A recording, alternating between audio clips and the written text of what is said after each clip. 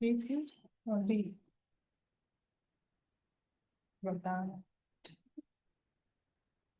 चलो ये वाला हमारा क्वेश्चन नंबर 12 पुरानी वाली एनसीईआरटी का क्वेश्चन है, जिसमें लिखा है the students of class are made to stand in rows if three students are extra in a row there would be one row less, and if three students are less in a row there would be two rows more.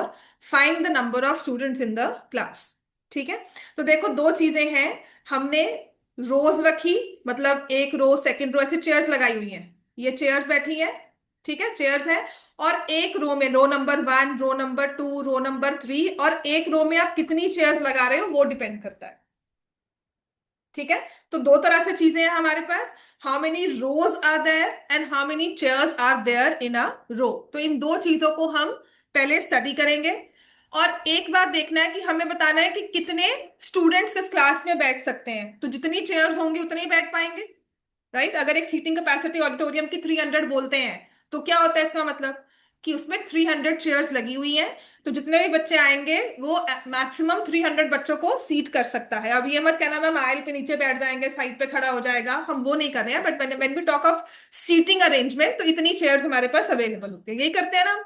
तो उसने कहा है कि इस पूरी students में, इस पूरी क्लास में कितने स्टूडेंट्स हैं, तो उन्हें हमने जब रो वाइज अरेंज किया तो इस तरह से कि अगर हम 3 स्टूडेंट्स को खड़ा करते हैं एक रो में, are extra in a row, there would be one row less, right. And if 3 students are less in a row there would be 2 rows मोर।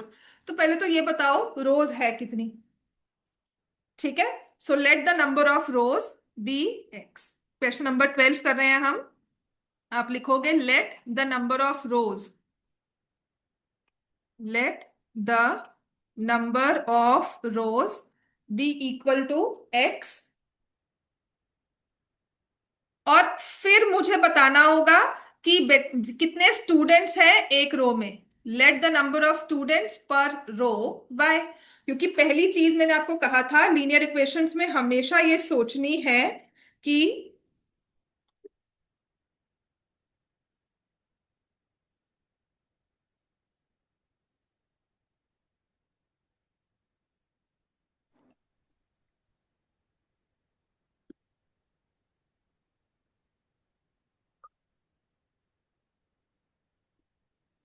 पहली चीज हमें ये सोचनी होती है कि एक्स एंड वाई शो क्या कर रहे हैं, हमारे वेरिएबल्स क्या बन रहे हैं। ठीक है, बेटा बता। मेरे ना सीधे ऊपर है। होमवर्क करके आ गए थे, हो गए थे वो क्वेश्चन जो मैंने आपको दो क्लास में दिए थे, टिकट्स वाला क्वेश्चन था, और एक और कौन सा था।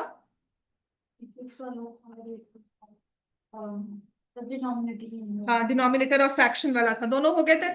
पक्का टेस्ट होगा सैटरडे को, पता लग जाएगा सबका, फिर ये सब झूठ सब आ जाएंगे सामने। ठीक है, तो अब हमारे पास है ये वाला क्वेश्चन, तो लेट, हाँ अब समायरा आप कुछ कह रहे थे। No ma'am. Okay, so let the number of rows be x, number of students per row be y. तो इसके बेसिस पर can you tell me how many students are there in the class, कितने students हैं। ये होता है counting principal होता है। ठीक है, कि काउंटिंग कर रहे हो, जैसे कि सबसे इजी है कोक या कोई भी कोल्ड ड्रिंक का ना वो होता है हमारे पास, पूरा उनका क्रेट आता है ना। तो हमें काउंट करना होता है इस क्रेट में कितनी बॉटल्स हैं, है ना, हमारे पास इतने बच्चों के लिए सफिशिएंट रहेगी कि नहीं रहेगी। तो हम कैसे काउंट करते हैं, हम कहते हैं 4 है एक साइड पर, और ऐसे हमारे पास कितने कॉलम्स है, कितनी रोज हो गई, 10। समझ में आ गया, तो काउंटिंग ऐसे ही करते हो ना कि हमारे पास कितनी रोज है, ठीक है, और हर एक रो में कितने बच्चे बैठे हुए हैं।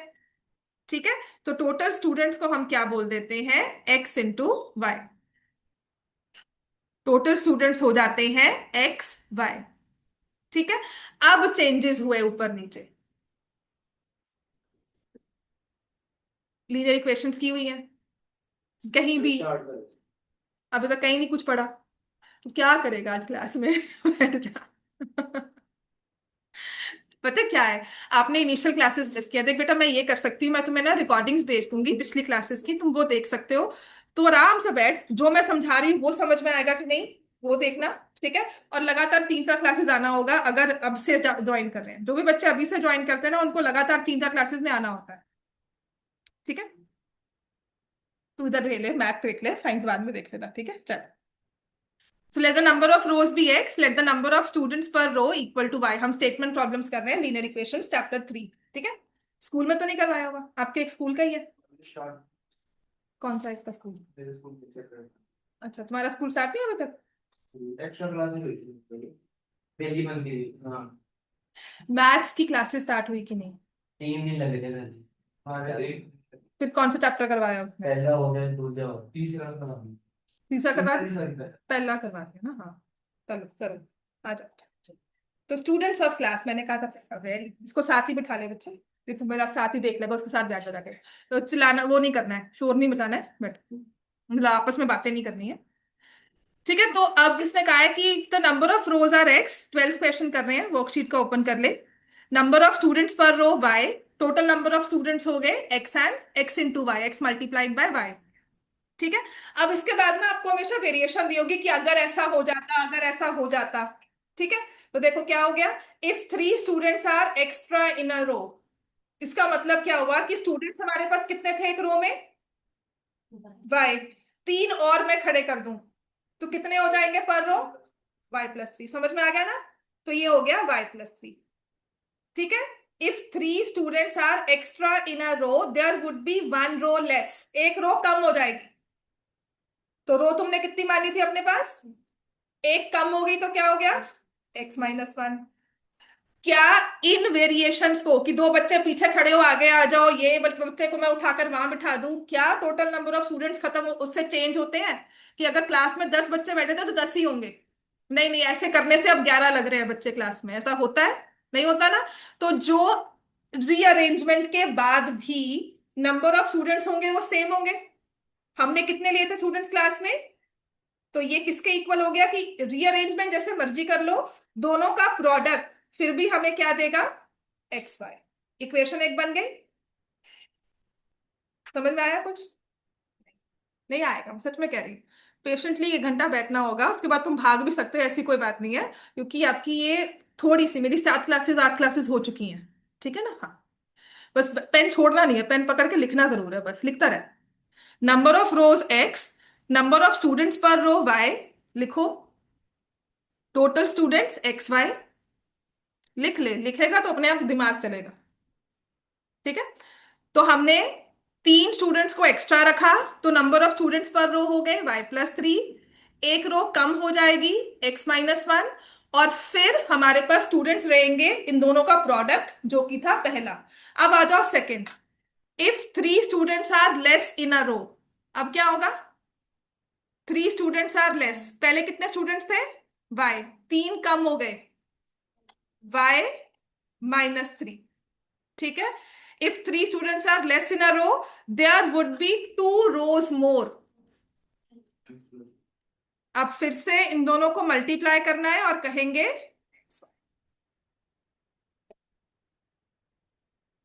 आपको ये समझ में आया मैंने जब y+3 किया, x-1 किया? मैंने क्वेश्चन में लिखा हुआ है, चलो सॉल्व करो ये सारी क्वेश्चंस, अब बाकी बच्चे सॉल्व करो। अब देखो, तुम देखो, मैंने लिखा है स्टूडेंट्स ऑफ क्लास के बच्चों को हमने रो में खड़ा किया, ठीक है। कितने बच्चे हैं ये नहीं हमें पता, कितनी रोज बना रहे हैं वो हमें नहीं पता, और कितने बच्चों को खड़ा किया एक रो में, how many students are there in a row, वो हमें नहीं पता, ठीक है। अब हमें इसके बेसिस पर, कुछ इंफॉर्मेशन के बेसिस पे बताना है कि बच्चे कितने हैं क्लास, ठीक है। तो पहले तो हमेशा, for example if you come for this class, क्या उसने मुझे कहा मैम पेन चाहिए, या मैं कहूँ क्वेश्चन नंबर 12, तो आप वर्कशीट से विजुलाइज करते हो। इफ आई से एप्पल, आपको विजुलाइज हो गया, इमेज बन जाती है ना, इमेज। हाँ। अब यहाँ पे मुश्किल क्या हुई, मैं स्टूडेंट्स की बात कर रही हूँ, रोज की बात कर रही हूँ, आपको विजुलाइज नहीं हुआ। तो उस एक गैप को ब्रिज करने के लिए हम पहले क्या करते हैं कि आइडेंटिफाई करते हैं कि रोज चाहिए, नंबर ऑफ स्टूडेंट्स पर रो चाहिए। तो मैंने उन्हें एक नंबर दे दिया अपनी तरफ से, एक चीज उनको, एक सिंबल दे दिया, एक इमेज दे दी। तो नंबर ऑफ रोज हो गई x, number of students per रो हो गए y। अब उसने चेंजेस बताया कि अगर मैंने हर एक रो में 3 बच्चे एक्स्ट्रा खड़े कर दिए, तो तुम्हारे पास कितने बच्चे थे हर एक रो में? y। तुमने 3 एक्स्ट्रा खड़े किए, y+3। समझ में आ गया? तो क्या होगा? There would be 1 row less. तुम कितनी रोज मान रहे थे? x, एक रो कम हो गई x-1। अब मैंने तुम्हारे फ्रेंड को तुम्हारे पास बिठाया, तो जितने क्लास में बच्चे बैठे उतने ही रहे ना। अरेंजमेंट चेंज हुई। तो ये जो है हम अरेंजमेंट चेंज कर रहे हैं, लेकिन अगर मैं इन दोनों को मल्टीप्लाई कर दूंगी तो टोटल नंबर ऑफ स्टूडेंट्स तो सेम रहेंगे ना, कि 4 चेयर्स है और 5 रोज बना दी तो 20 बच्चे आ सकते हैं क्लास में। यही होती है ना बात। तो मैंने कहा X रोज है, Y बच्चे हैं पर रो, तो XY स्टूडेंट्स हो गए। रीअरेंजमेंट करने के बाद भी XY रहे, तो मेरी एक इक्वेशन ये फॉर्म। ठीक है। अब बताओ, अब अगर कहा जा रहा है if 3 students are less in a row, हर एक रो में 3 बच्चे कम है, तो तुम क्या लिखोगे? यही चीज है। ठीक है। सो y-3 × x+2, क्योंकि तो 2 रोज एक्स्ट्रा हो जाएंगी, तो XY हो गया। तो अब आपके पास ये x एंड y में इक्वेशन हो गई सॉल्व करने के लिए, जिसको हमें क्या करना होता है? अब तुम इसको मल्टीप्लाई करो, y+3x-1 को मल्टीप्लाई करना आता है, वैसे ही आया। अच्छा, y+3x-1 को मल्टीप्लाई करना आता है ना, मैं लिखूंगी xy+3x-y-3। ये समझ में आया? मल्टीप्लीकेशन, हाँ चल, ये हो गया सबको, ये कैंसिल हो जाएगा, हमारे पास एक इक्वेशन बन गई ये। अब इसको मल्टीप्लाई किया, आप लिखोगे xy-3x+2y-6 = xy, ये कैंसिल हो गया और तुम्हारे पास दूसरी इक्वेशन बन गई। अब ये जो सॉल्विंग है ना, ये मैं क्लास में सिखा चुकी हूँ, ये कैंसिल हो गया, +3x-3x, we are following elimination. ठीक है, हम एलिमिनेशन मेथड लगा रहे हैं। -y+2 किया, +y -9 = 0, y की वैल्यू क्या आ गई? तुमने इन दोनों को माइनस कर दिया होगा साइन चेंज करके। मैं तो यहाँ कह पे रही हूँ सॉल्विंग सॉल्विंग पे भी फोकस करना है ना? तो सॉल्विंग भी जरूरी है। पहली चीज मैंने आपको सॉल्विंग ही सिखाई थी, क्योंकि तुमने ये पूरा क्वेश्चन ऐसे लिख दिया, एक्स एंड वाई बड़े अच्छे से लिख दिए, सॉल्व नहीं किया ना, नंबर नहीं मिलने वाले। तो सॉल्विंग भी उतनी जरूरी है, that's why I am giving homework कि सॉल्व करके आओ। ठीक है। क्या होता है, सॉल्विंग अभी मास्टर कर लेंगे ना, लास्ट के डेज में जब प्रैक्टिस करेंगे ना, तो इक्वेशन फॉर्म करोगे, सॉल्व तो हो जाएगी। इक्वेशन फॉर्म कर ले, आपका कंसर्न ही तभी होगा, इक्वेशन फॉर्म कर ले मैम, सॉल्व तो हो जाता है। बात समझ में आई? कैलकुलेशंस तो हो जाएगी ना, तुम्हें 2+3 करने को कहा जाए, है ना, तो तुम 5 तो लिख ही दोगे। अब मैं कहूँ नहीं जी मेरे को तो 7 बनाना है, अब तुम तो दो नंबर्स लिखो, तो तुम दिमाग से सोच रहे हो 3+4 लिखूं, 5+2 लिखूं, राइट? वही चीज है, सॉल्विंग हो जाती है, बट हमें सॉल्विंग में कैलकुलेशंस को परफेक्ट करना है। तो y9 आ गया। अब इसके बाद हम क्या करते हैं कि y9 आ गया तो हम पुट कर देंगे किसी भी एक इक्वेशन में। मैंने पहली वाली में पुट कर दिया y की वैल्यू 9, सो 3x-12 = 0, तो x की वैल्यू क्या आ गई? 4। और अगर x की वैल्यू 4 आ गई, y की वैल्यू 9 आ गई, तो कुछ तो चीज हमारे दिमाग में आ गई ना, कि बच्चे कितने हैं क्लास में है। ये मल्टीप्लाई हो रहा है, क्या हो रहा है? तभी तो वो 10x+y हुआ ना, हाँ। So total number of students कितना हो गया? 36। Total number of students are 9 × 4, which is 36। Total number of students are 9 4 = 36। ठीक है। और यहाँ पे ना हम थोड़ी सी ना अपनी वो भी चल लेते हैं कि अच्छा ऐसा हो रहा है। आपने बच्चे रोज ली थी, 3 रोज, 4 रोज सॉरी, है ना, एक्स लिया था रोज को, तो 4 रोज है एंड 9 स्टूडेंट्स पर रो। थोड़ा सा इसमें देखते हैं, देखो, if 3 students are extra in a row, तो कितने हो जाएंगे? 12। There would be 1 row less. 12 3 = 36, 36 बच्चों को हम 3 रोज में 12 स्टूडेंट्स पर रो करके अरेंज कर सकते हैं। बंद करो दरवाजा। समझ में आ गया? ऐसे ही अगर हमारे पास है 3 students are less in a रो, 6 हो गए, 2 रोज और बढ़ जाएंगी, 6 हो गई, 6 × 6 = 36। समझ में आया? मतलब रेक्टेंगल फॉर्म करना है, चाहे आप स्क्वायर फॉर्म में अरेंज कर लो, चाहे आप उसको 4 × 9 कर लो, चाहे आप उसको 3 × 12 कर टोटल नंबर ऑफ स्टूडेंट्स ने कहा लो। ये वेरिफिकेशन है, ये वेरिफिकेशन है कि मैं तो 36 तुम्हें स्टैंड कर रही हूँ, तुमने पीछे एनसीईआरटी से तो मैच कर लिया है ना, पीछे आंसर पेपर में कहाँ देखोगे, है ना? तो पेपर में पहले स्टेप में जब आप कैलकुलेशंस कर रहे हो, अपने आंसर को वेरीफाई कर सकते हो, 36 सही है कि नहीं है। आप मुझे को मैम मैंने तो आंसर निकाला, वो गलत आ गया, क्या करें? तो वहां पर आप ये सेल्फ चेक कर सकते हो अपने। ठीक है, इतना क्लियर हो गया? अब हम करेंगे नेक्स्ट इसमें क्वेश्चन नंबर 13। अगर सबने लिख लिया है तो question number 13 is about angles of a triangle. ये ना आपकी पुरानी वाली एनसीईआरटी के क्वेश्चंस हैं, इंपॉर्टेंट है और पेपर में आ भी जाते हैं। चाहे एनसीईआरटी ने उड़ा दिए, पर कहीं ना कहीं आपको दिखेंगे एक्स्ट्रा बुक्स में, सैंपल पेपर्स में टीचर्स भी डालती है, क्योंकि ये स्टेटमेंट प्रॉब्लम्स है, आप इन्हें खत्म नहीं कर सकते। ठीक है, तो लिखा है ट्रायंगल दिया हुआ है हमें एबीसी, बिल्कुल ठीक बात है ना। अच्छा, ट्रायंगल में अगर एंगल्स की बात की जाती है तो पहली चीज मेरे दिमाग में क्या आनी चाहिए? एक ट्रायंगल है, एंगल्स की बात की जा रही है।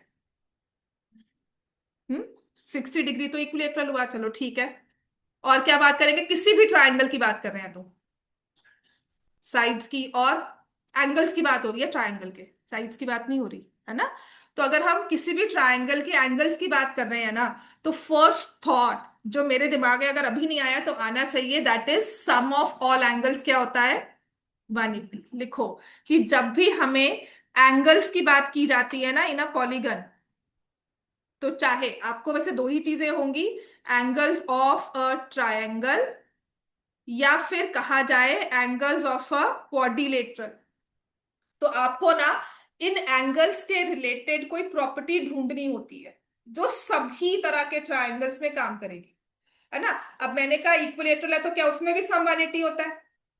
आइसोसलेस होगा तो उसमें भी सम 180 होगा, है ना। And if it is scalene, 180 सम होता है ना। तो जो 180 डिग्री का सम है ऑल एंगल्स का, वो हमेशा सब में सेम रहेगा।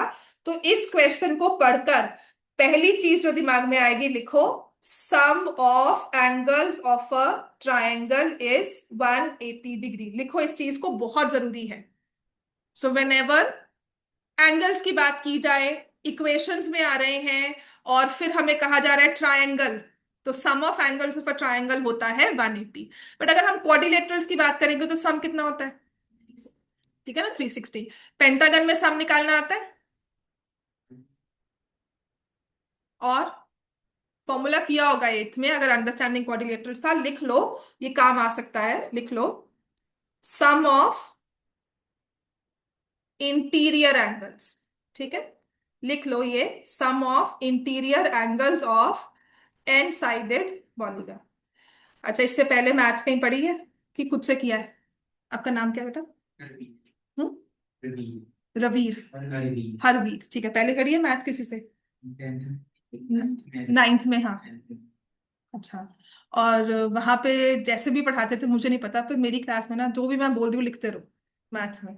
मैथ समझ नहीं है ना, ये पेन उठाना पड़ेगा, मैं पेन रख कर बोलती रहूँ, मैथ समझ में आएगी, है ना।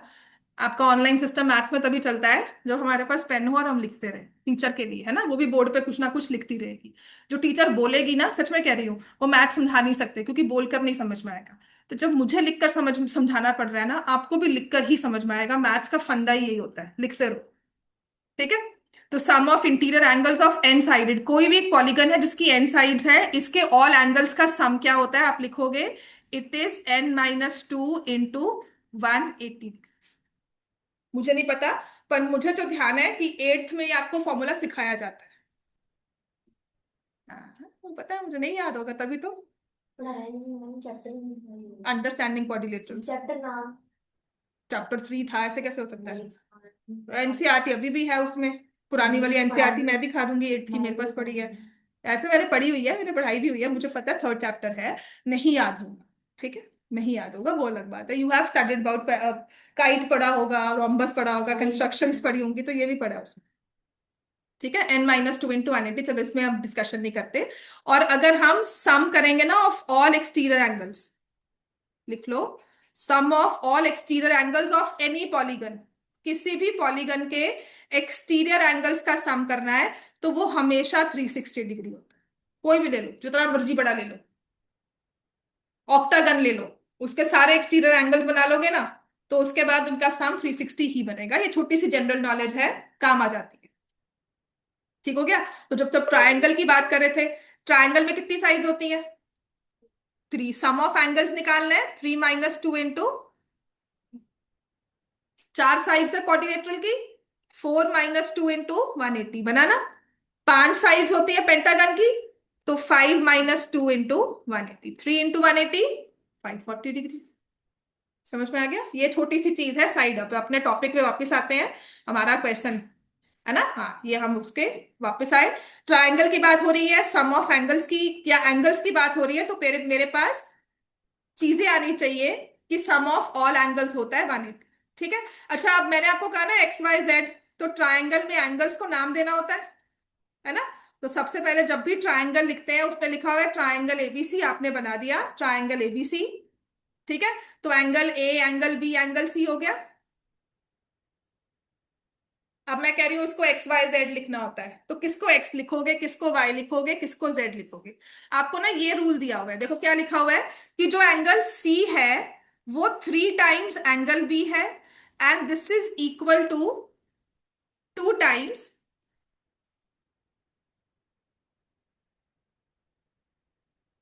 This is equal to 2 times angle A plus angle B. ये चीज लिख कर दी हुई है। इसका मतलब क्या होता है?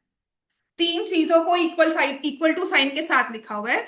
इसका मतलब मैं इन दोनों को इक्वल कर सकती हूँ। Angle C is equal to 3 times angle B, 3 times angle B is 2 times angle A plus angle B. ठीक है। और ये भी लिख सकते हैं angle C is 2 times angle A plus angle B. समझ में आ गया? ये पहला, ये दूसरा और तीसरा, तो फर्स्ट और टू भी आपस में इक्वल है, सेकंड एंड थर्ड भी आपस में इक्वल है, फर्स्ट एंड थर्ड भी आपस में इक्वल है। तीन चीजें हो गई ना ये हमारी। ठीक है ना? तो जैसे मर्जी लिख लो, ये समझने की बात है, लिखना इतना ठीक है, ये हम लिख रहे हैं initially, but afterwards will understand it. अब आती है बात की एक्स किसको ले, वाई किसको ले। ठीक है। तो अब ये थोड़ा सा समझने की बात है, कैसे हम एक्स वाई जेड लेंगे या एक्स और वाई लेंगे, दो वेरिएबल्स ही लेना है। तो देखो, एंगल सी जो है वो 3 टाइम्स एंगल बी है, और 3 times angle B 2 times angle A plus angle B है। तो इन तीनों में ना कॉमन मुझे एंगल बी दिख रहा है ना, कि सी भी एंगल बी के इक्वल है, यहाँ पे एंगल बी है, तो मैंने एंगल बी को ले लिया एक्स। ठीक है। Let angle B equal to x.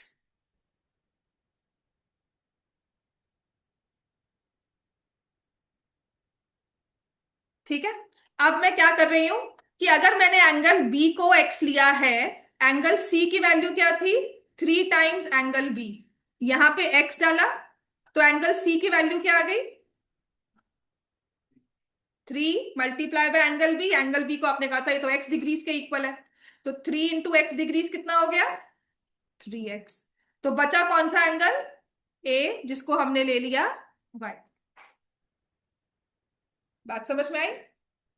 Right. अब हमें सिर्फ इक्वेशंस फॉर्म करनी है। तो आपको कहा जा रहा है angle C is equal to 3x, angle B equal to x. 3x इस वाले में पुट किया, 3x इक्वल टू 2, ए की जगह क्या लिख दोगे, y, बी की जगह क्या लिख दोगे, x। ठीक है। तो ये करते करते हमारे पास आ गया 2y + 2x।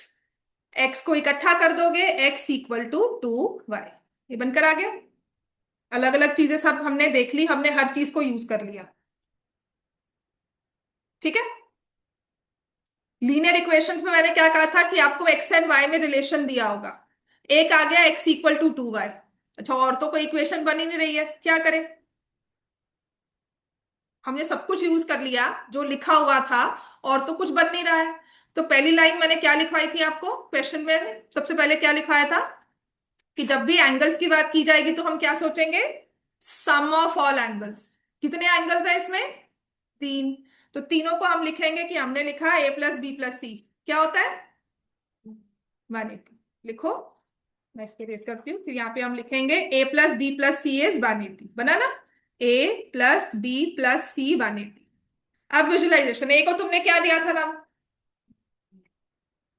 क्या दिया था, ए को नाम वाई, बी को नाम क्या दिया था बेटो, एक्स, और सी को नाम क्या दिया था, बन गई एक्स एंड वाई में दूसरी इक्वेशन, बिल्कुल अलग तरह से। क्या हो जाएगी, ये दोनों ऐड होंगे, 4x + y 180, और दूसरा क्या है, x इक्वल टू 2y। समझ में आ गया? एक ये उठाया, 3x से तो मेरे पास एंगल सी की वैल्यू आ गई, राइट। तो x इक्वल टू 2y हो गया, और यहां से y plus x plus 3x 180। तो यहां से इन दो इक्वेशंस को अब सॉल्व करना है। जीरो। हाँ बिल्कुल कर लो ये लो। अब एलिमिनेशन कर लो, सब्स्टिट्यूशन कर लो, जो भी आपको समझ में आता है वो कर सकते हो। बट अगर आपको इक्वेशंस फॉर्म करनी आ गई तो मेथड सॉल्विंग प्रैक्टिस हो जाती है। ठीक है। अब मैं क्या करती हूँ, अगर आपने ये किया है तो आपके पास दूसरी इक्वेशन है, देखो 4x+y। तो मैंने पूरी इक्वेशन को 2 से मल्टीप्लाई कर दिया। ठीक है। तो मेरे पास बन जाएगा 8x+2y इक्वल टू 360। सभी नंबर्स को 2 से मल्टीप्लाई कर दिया। ये -2y+2y वैसे ही कैंसिल हो जाएंगे प्लस में ही, तो ये कैंसिल हो गया। x+8x कितना हो जाता है? 9x। 0 और 360 कितना हो गया? 360 प्लस होने के बाद तो x की वैल्यू क्या आ गई? 40। समझ में आई बात? इक्वेशन देख लेना, मुश्किल नहीं है, बट इसमें इक्वेशन सॉल्व करनी हो सकता है थोड़ा सा मुश्किल काम हो। ठीक है। तो x की वैल्यू आपके पास आ गई 40। ठीक है। x किसको लिया था हमने? एंगल बी को। तो एंगल बी की वैल्यू क्या आ गई? 40 डिग्री। क्योंकि उसने क्या कहा है, फाइंड द थ्री एंगल्स, तीनों एंगल्स निकालो भाई। तो आपने कहा बी तो 40 आ गया, मुझे पता लग गया। अब क्या बी से हम एक्स से हम वाई निकाल सकते हैं? एक्स 2y के इक्वल था, तो यहां मैंने 40 लिखा, और ये 2 × y हो गया। तो y की वैल्यू क्या आ गई? 40 डिवाइड बाय 2, 20। और y किसको लिया था हमने? a को। तो आपने कहा एंगल ए भी मेरे पास आ गया 20 डिग्री। अब बताओ एंगल सी किसके इक्वल होगा? किसके इक्वल लिखा था यहाँ पे? 3x। 3 टाइम्स x, x कितना लिया है? 3 टाइम्स 40 कितना होगा?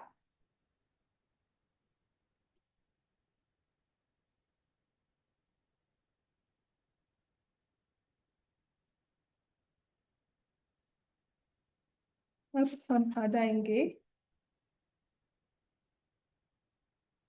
इन दो क्वेश्चन पे। ठीक है। उसके बाद टाइम स्पीड डिस्टेंस के क्वेश्चन स्टार्ट हो जाएंगे। हो गया बच्चों सबको? सबको समझ में आ गया? कोई मुश्किल यहाँ तक? अब इसके बाद नेक्स्ट क्वेश्चन जो पुरानी वाली एनसीईआर। मैम। हाँ जी बेटा बोलो। मैम हमने वैसे मतलब हमारी वॉइस थोड़ी सी मॉड्यूलेशन हो रही है। हाँ बोलो। कि जो हमने पहला निकाला है x = 2y, हाँ हाँ हाँ बोलो। तो वो क्या रिलेशन शो करता है? कि एक्स जो है वो डबल है वाई का। X is double of y, ये मैम दैट्स इट। वो मतलब डेरिवेशन है, वो यहां से कुछ नहीं शो कर रहा। वो यहां से ये चीज शो कर रहा है कि आपको इसको स्प्लिट करके दे दिया। तुमने क्या किया, तुमने इस चीज को थोड़ा सा रिफाइंड वे में लिख लिया कि 3b इक्वल टू 2a+2b। ठीक है।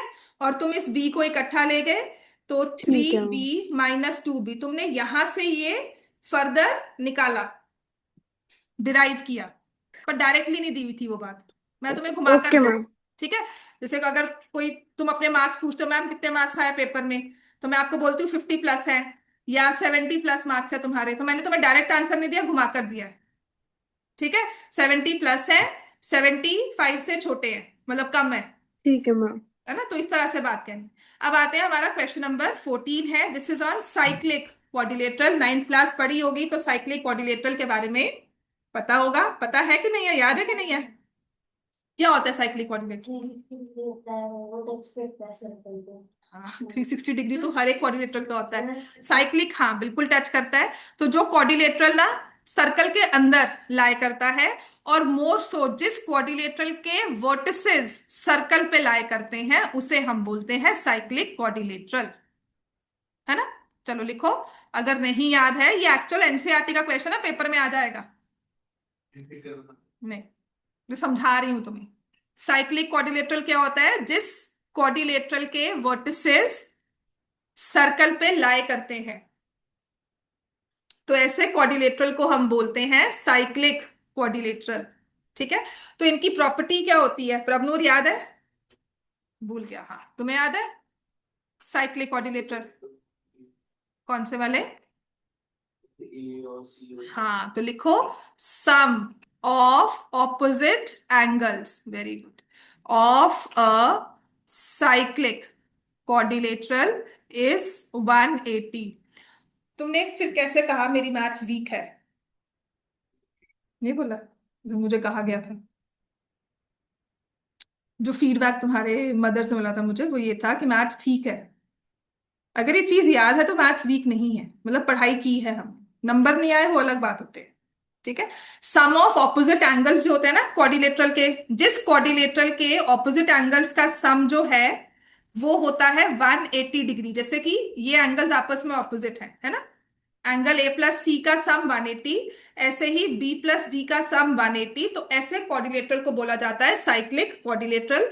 तो अगर मुझे वर्ड मेंशन किया हुआ है cyclic, that means opposite angles का सम हमेशा क्या होगा, 180 डिग्रीज। बात समझ में आ गई?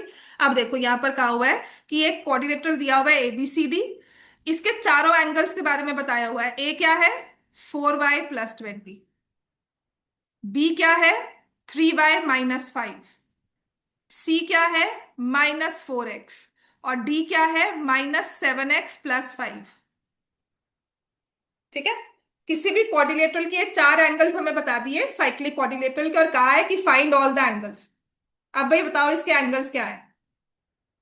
तो मुझे अपने हाथ से पता है कि अगर ये साइक्लिक है तो इसमें ऑपोजिट वाले एंगल्स का सम क्या होगा, 180। तो एंगल ए कितना लिया हुआ है, 4y+20, सी कितना लिया हुआ है, इन सबको ऐड करेंगे तो क्या बन जाएगा, 180 सब। ठीक है, दूसरी इक्वेशन भी फॉर्म करके सॉल्व करो।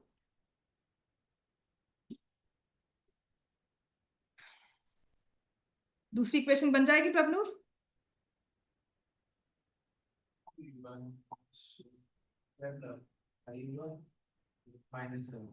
-7x +5, क्योंकि +5 भी है ना बेटा।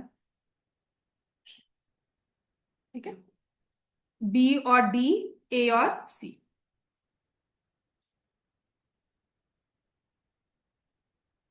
ठीक है, तो एक्स एंड वाई में दो इक्वेशंस हमें फॉर्म हो गई। अब इसको हमें सिंप्लीफाई करना होता है। देखो 4y-4x, इस 20 को मैं यहां ले गई 160 और 4 कॉमन ले लिया, y-x इज 40, ये मेरे पास आ गया। ठीक है,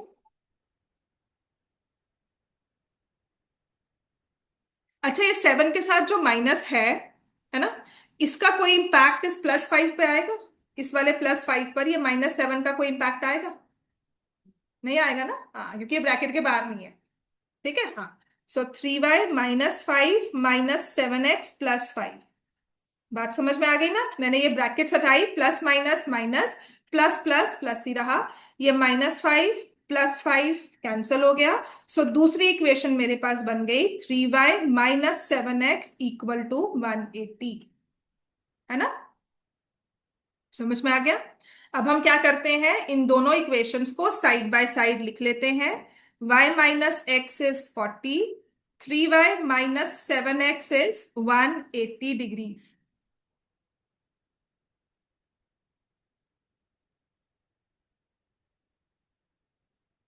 ठीक है, अब इन इक्वेशंस को सॉल्व करना है तो या तो y के लिए हम 3 से मल्टीप्लाई करेंगे, x के लिए हम 7 से करेंगे, जिस मर्जी से कर दो। 3 छोटा नंबर है, मैं उससे मल्टीप्लाई। फर्स्ट इक्वेशन को मल्टीप्लाई कर दिया 3 से, तो ये बन जाती है 3y-3x = 120 डिग्रीज, और दूसरी क्या होगी, 3y-7x = 180। अब हम चलते हैं एलिमिनेशन मेथड से, तो मुझे इक्वेशंस को सब्ट्रैक्ट करना होगा।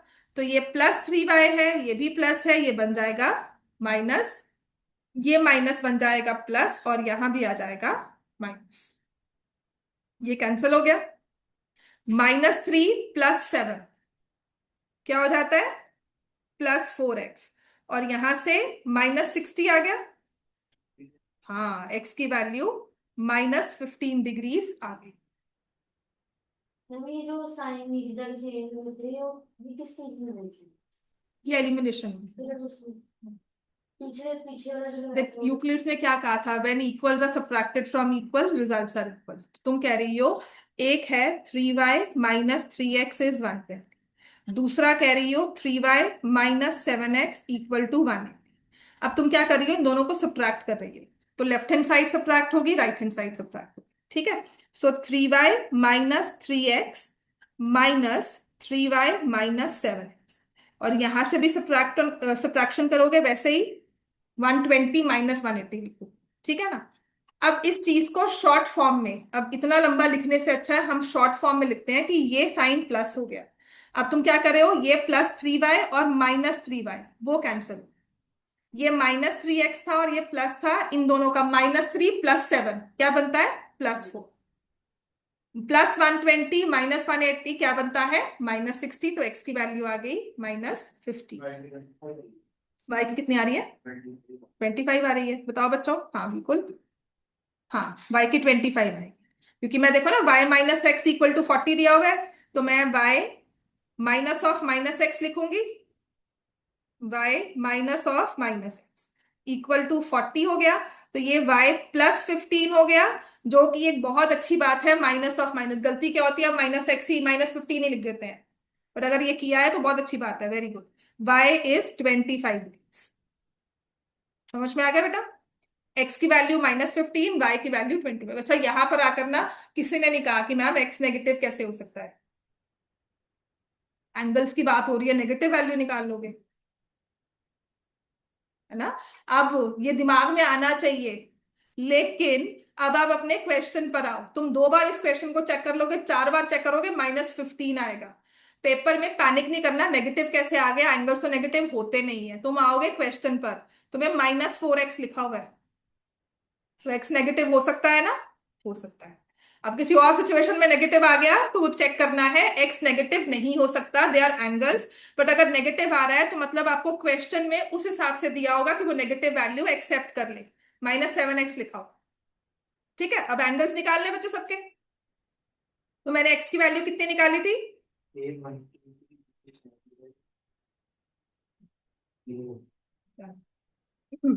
तो देखो हमने x की वैल्यू निकाली थी -15, y की वैल्यू क्या थी 25।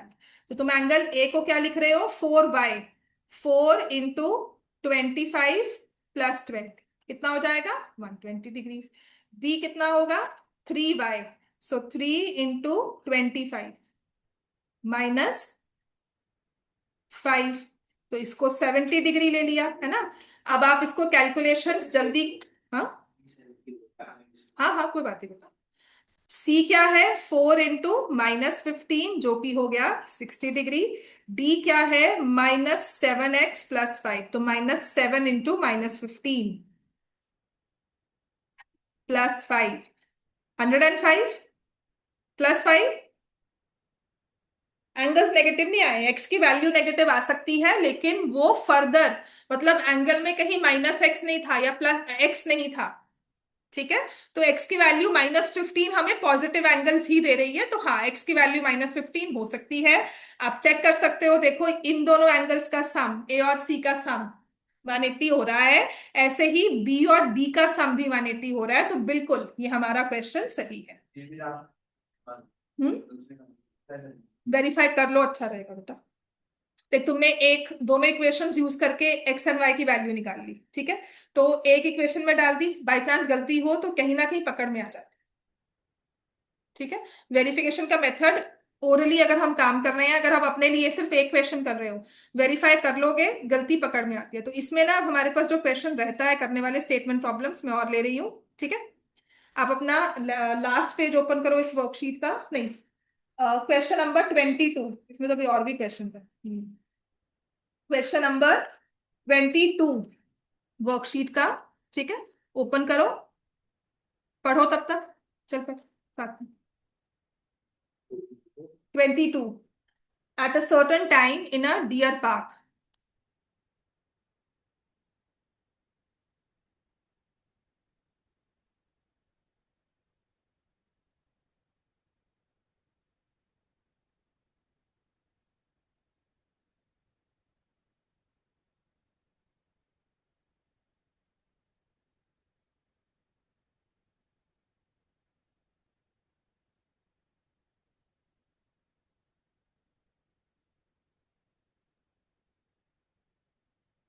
आंसर भी दिया होगा। आंसर भी दिया होगा। हाँ जी बेटा, ये आंसर इसलिए दिया है कि कल तुम रजिस्टर तो खोलने वाले हो नहीं, है ना। हाँ, रजिस्टर्स बहुत कम अच्छे बच्चे अगर खोलते हो। ठीक है, मेरे पास जो बच्चे आ रहे थे ना, उसमें से 3-4 बच्चे होते थे जो रजिस्टर्स खोलते थे, मतलब पता ही नहीं रजिस्टर में कुछ लिखा भी हुआ है। तो फिर मैंने उनको बुक में लिखवाना शुरू कर दिया, जो भी मैं एक्स्ट्रा पॉइंट्स लिखवाती थी मैं कहती थी बुक में लिख लो, तो बुक तो ओपन करेगा ही। ठीक है। फिर मैंने यहाँ पर कुछ बच्चे आते थे कि मैम इसका आंसर बार बार मुझसे पूछते थे, मैम आंसर क्या है, तो मैंने उन्हें आंसर लिख कर दे दिया कि वर्कशीट तो ओपन होती ही है।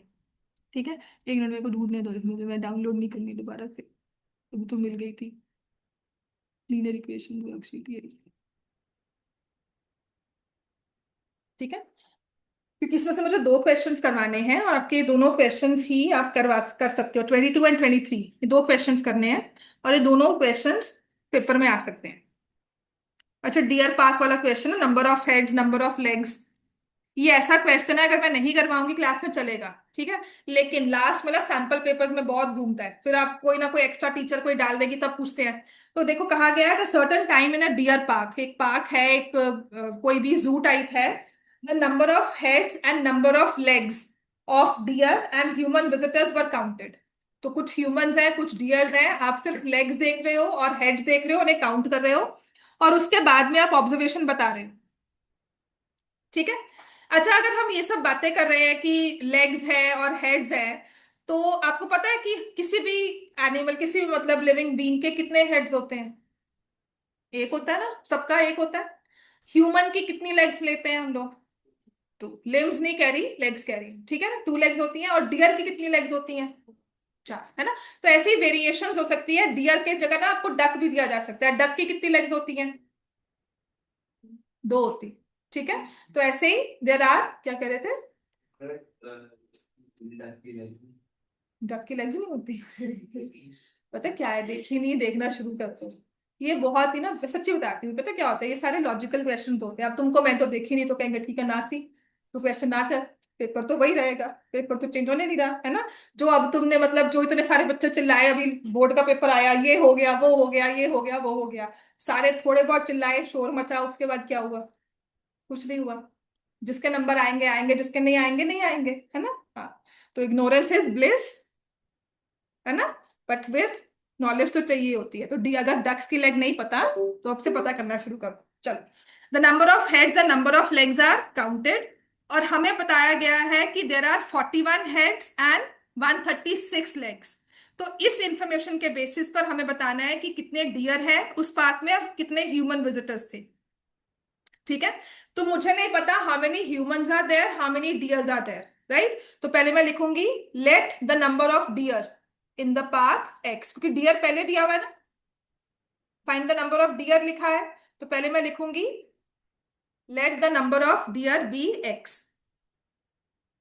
Let the number of deer equal to x, let the number of humans, human visitors या ह्यूमन वीवर। ठीक है, अगर हेड्स को काउंट करते हैं तो 41 हेड है, तो पर हेड जब बात की जाती है तो एक एक हेड ही होता है ना सबका। तो अगर एक्स डियर है और ह्यूमन वाई है, तो इस 41 के साथ इक्वेशन फॉर्म हो सकती है, क्या होगी? X plus y equal to 41। बात समझ में आ गई? ठीक है, और फिर जब हम ये लेग्स के बारे में बात कर रहे थे कि डियर होते हैं ह्यूमंस होते हैं, तो डियर की कितनी लेग्स होती हैं? 4। तो अगर एक्स डियर है तो हमने कितनी काउंट की होगी? अगर 2 डियर होंगे तो तुम्हें 8 लेग्स दिखेंगी, है ना। अगर 5 डियर होंगे तो 5 4 जार तुम कहोगे 20 लेग्स हैं। तो अगर एक्स डियर है तो how many legs are there? 4 x. Humans की कितनी लेग्स हमने मानी है? 2, है ना, वही होती है। तो 2 × y, टोटल लेग्स जब देखी तो कितनी आई? तो इक्वेशन बन गई हमारी। अच्छा,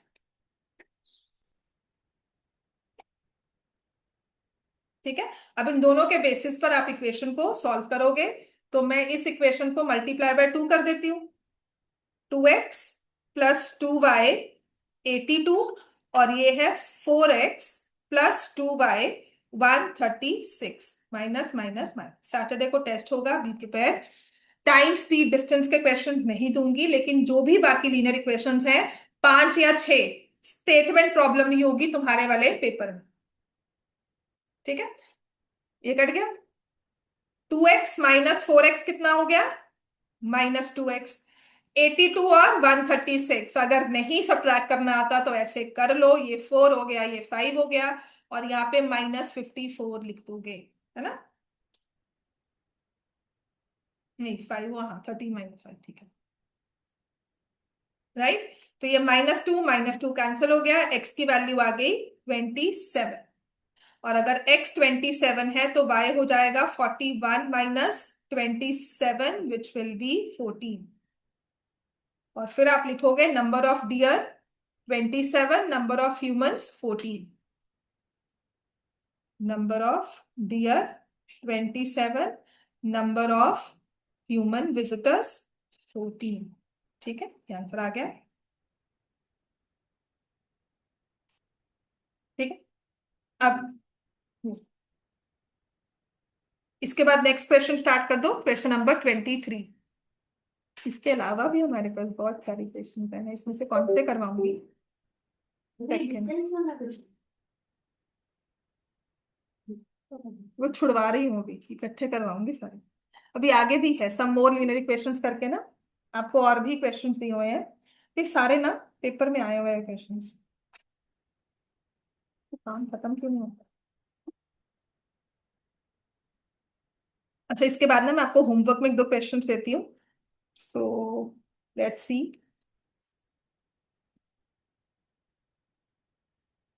क्योंकि ना सिंपल इंटरेस्ट वाला क्वेश्चन तो पेपर में आएगा ही आएगा। सिंपल इंटरेस्ट हो जाए, प्रॉफिट एंड लॉस हो जाए, और टाइम स्पीड डिस्टेंस हो जाए, ठीक है, ये तो पेपर में है। अब देखो ये वाला जो क्वेश्चन है ना, क्वेश्चन नंबर 23,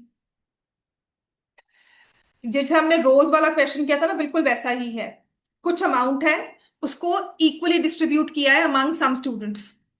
ठीक है, फॉर एग्जाम्पल मेरे पास 200 रुपीज है, 10 बच्चे क्लास में बैठे हो, मैं 20-20 सबको दे दूं। ठीक है ना, मुझे 1000 रुपीज कलेक्ट करने हैं, 50 बच्चे क्लास में हो तो मैं बोलूंगी पर बच्चा 20 ले आओ, हर बच्चा 20 लेकर आए, 50 बच्चे हैं, इंटू मल्टीप्लाई किया 50 20, मेरे पास 1000 रुपीज आ गए, फंड में मैंने डाल दिए। समझ में आ गया? तो ऐसे ही है कि sum amount is distributed equally among students. कितना अमाउंट, कितने स्टूडेंट्स, हमें नहीं पता। ठीक है, if there are 8 students less, 8 बच्चे कम होते तो हर एक को 10 रुपए ज्यादा मिलते, each one would have got 10 more.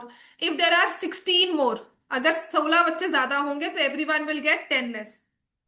ठीक है, what is the number of students, how much money does each get, and what is the total amount distributed? अच्छा, वही भाई पूरा इसमें फिर से वही बात कि what is x and what is y। ठीक है, x को क्या लेना है और y को हमें क्या लेना है। एक तो नंबर ऑफ स्टूडेंट्स ले लोगे, ठीक है, let the number of students be x, let the, लिखो number of students x, total amount को y लिखें कि पर बच्चा कितना सबको मिलता है वो लिखें, पर बच्चा, very good. Let the amount पर स्टूडेंट, अब क्योंकि मनी पर स्टूडेंट है तो आप उसको रुपीज y लिख लोगे। व्हाट इज टोटल अमाउंट, कितनी हो जाएगी? x बच्चे हैं, हर एक को आप रुपीज y दे रहे हो, तो कितने हो जाएंगे पैसे? x मल्टीप्लाइड बाय y, ये अमाउंट फिक्स रहेगा। अब वो बच्चे आपस में बात करके कहते हैं कि नहीं नहीं, अगर 8 बच्चे नहीं आते ना, हमें 10-10 रुपए और मिलते।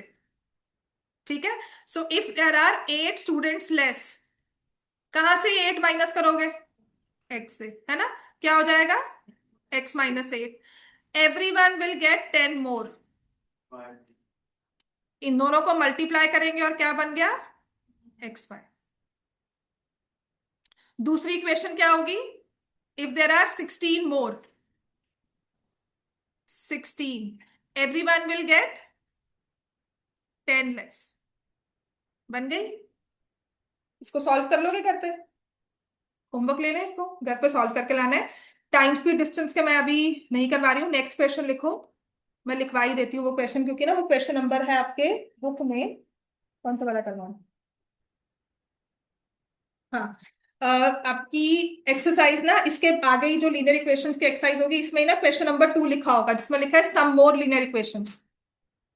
ये होमवर्क में करके आना है हमें, ठीक है। इक्वेशंस को सॉल्व करके एक्स एंड वाई की वैल्यू निकालनी है, और जो जो आंसर है उसके साथ मैच करना है आपको, ठीक है। इसमें लिखा हुआ है 10% ऑफ रेड बॉल्स, ये 24-25 का एक्चुअल बोर्ड क्वेश्चन है, आपके वाले रीजन में आया होगा। सम मोर लीनियर इक्वेशंस करके ना क्वेश्चन नंबर 2 लिखा हुआ है 10% ऑफ, लिखा हुआ है ना देखो, 10% of red balls were added to, लिखा हुआ है ना। हाँ, वो वाला क्वेश्चन पढ़ो। 20% ऑफ ब्लू बॉल्स, ठीक है। पढ़ो, मैं लिख रही हूं जस्ट फॉर पढ़ने के लिए कि पढ़ लो। And total number was 24, yet 3 times the number of red balls exceeds the number of blue balls by 20.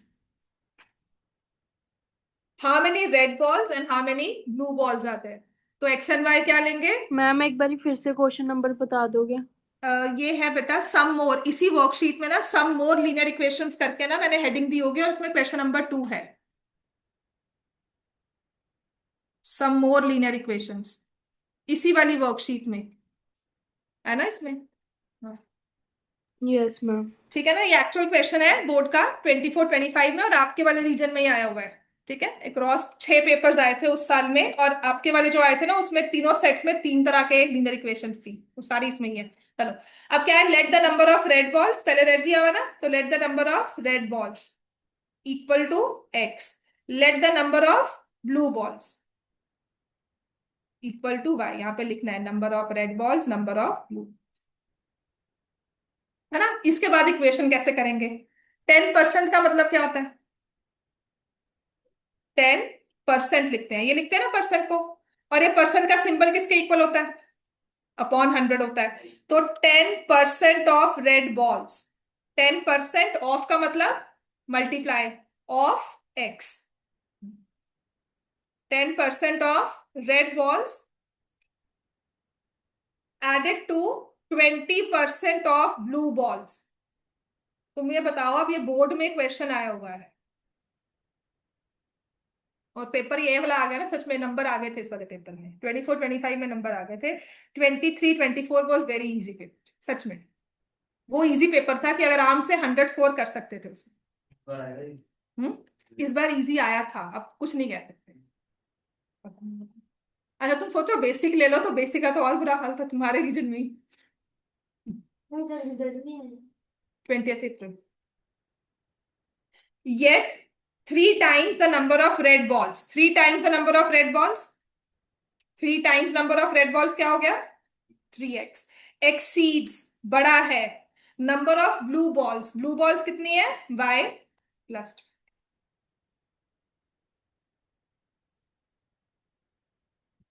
ठीक है, सॉल्व कर लो। तो ये हमारे पास 100 दिया हुआ है, तो मैं इसको मल्टीप्लाई बाय 100 एलसीएम ले लेती हूँ, जिससे मैं लिखूंगी 10x प्लस 20/2400। हाँ, कैंसिल कर लो, ये लो, और इजी हो जाएगा, ठीक है। तो ये मेरे पास बन गया x प्लस 2y = 240, ठीक है बेटा, ये सबको समझ में आ गया। एलसीएम लेने के बाद x प्लस 2y = 240, और यहाँ पे लिख लेंगे 3x minus y equal to 20। Solve हो जाएंगी इक्वेशन जी, है ना।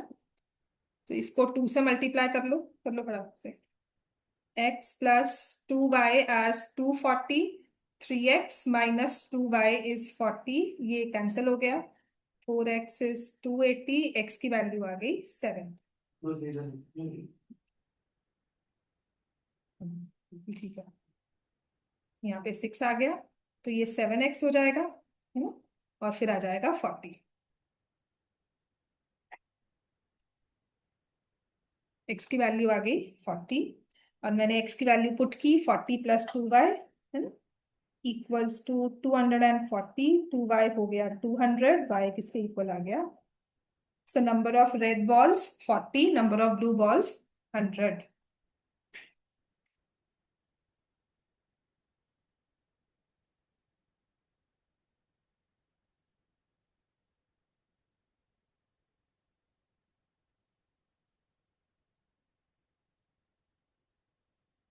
ठीक है, नेक्स्ट लिखो।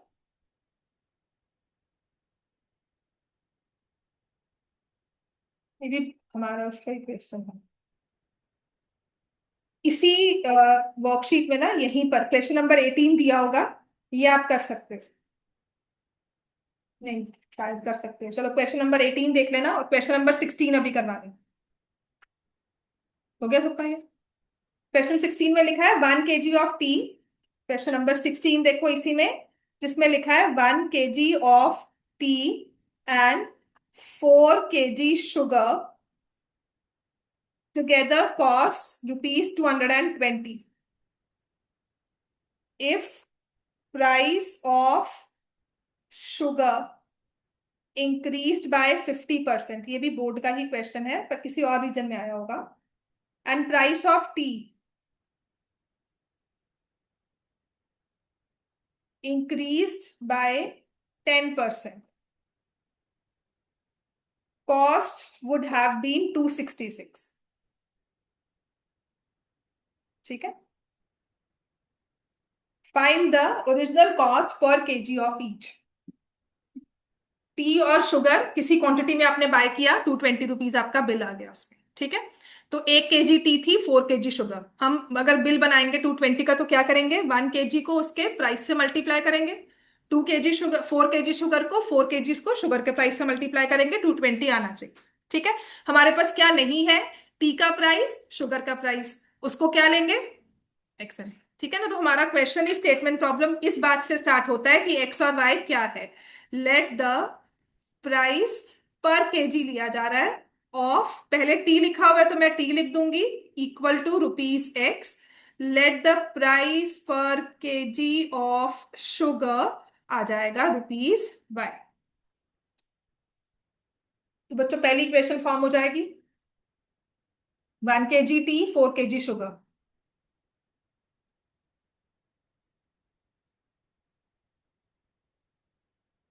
क्या होगा,